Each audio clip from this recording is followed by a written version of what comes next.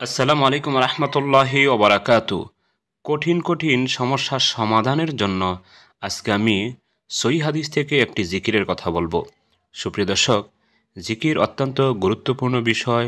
ইহকালীন ও পরকালীন শান্তির জন্য মহান রব্বুল আলামিন সূরা রাদের ২৮ নম্বর আয়াতে ইরশাদ করেন, যার অর্থ হলো, যারা ঈমান আনে এবং তাদের অন্তর আল্লাহর জিকির দ্বারা প্রশান্তি লাভ করে, জেনে রাখো আল্লাহর স্মরণেই হৃদয় প্রশান্ত হয়। সুপ্রিয় দর্শক, আল্লাহর স্মরণের মাধ্যমেই আমাদের মন দিল সব কিছু শান্তিতে থাকবে, এটাই বাস্তব। এবং আল্লাহর স্মরণের মাধ্যমেই বিভিন্ন কঠিন কঠিন সমস্যার সমাধান পাওয়া যায়। এই সম্পর্কিত একটি হাদিস থেকে আমি একটি জিকিরের কথা বলবো।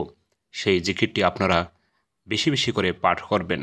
সে জিকিরটি পাঠ করে হজরত ইব্রাহিম আলাইহিসসালাম, আমাদের প্রিয় নবী সাল্লাল্লাহু আলাইহি সাল্লাম, সাহাবে কেরাম এবং পূর্বেকার অনেক সৎ লোকেরা কঠিন কঠিন মুহূর্ত থেকে উদ্ধার হয়েছেন। তাই আমাদের উচিত সেই জিকিরটি পাঠ করা।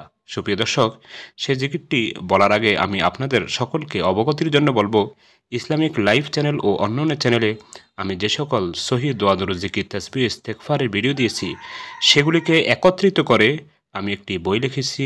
বইটির নাম হলো নববী দোয়া। এই বইটিতে প্রায় ৭০০ দোয়া দরুদ জিকির তাসবিহ ইস্তেগফার রয়েছে।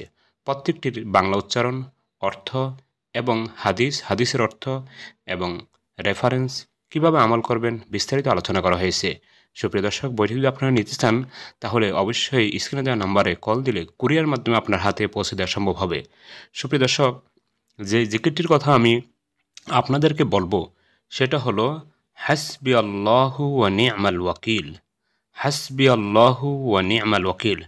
যখনই বিপদের সম্মুখীন হবেন, এটা মনোযোগ দিয়ে বেশি বেশি করে পাঠ করবেন। দেখবেন আল্লাহ রাব্বুল আলামিনের পক্ষ থেকে বিশেষ রহমত আপনার উপরে নাজিল হয়েছে এবং আল্লাহ রাব্বুল আলামিন বিভিন্নভাবে আপনাকে উদ্ধার করবেন, আপনাকে শান্তি দান করবেন, আপনার সমস্যার সমাধান করে দিবেন। আল্লাহ তাআলা সকলকে এই জিকিরের উপর আমল করার তৌফিক দান করুন। আমিন। আসসালামু আলাইকুম।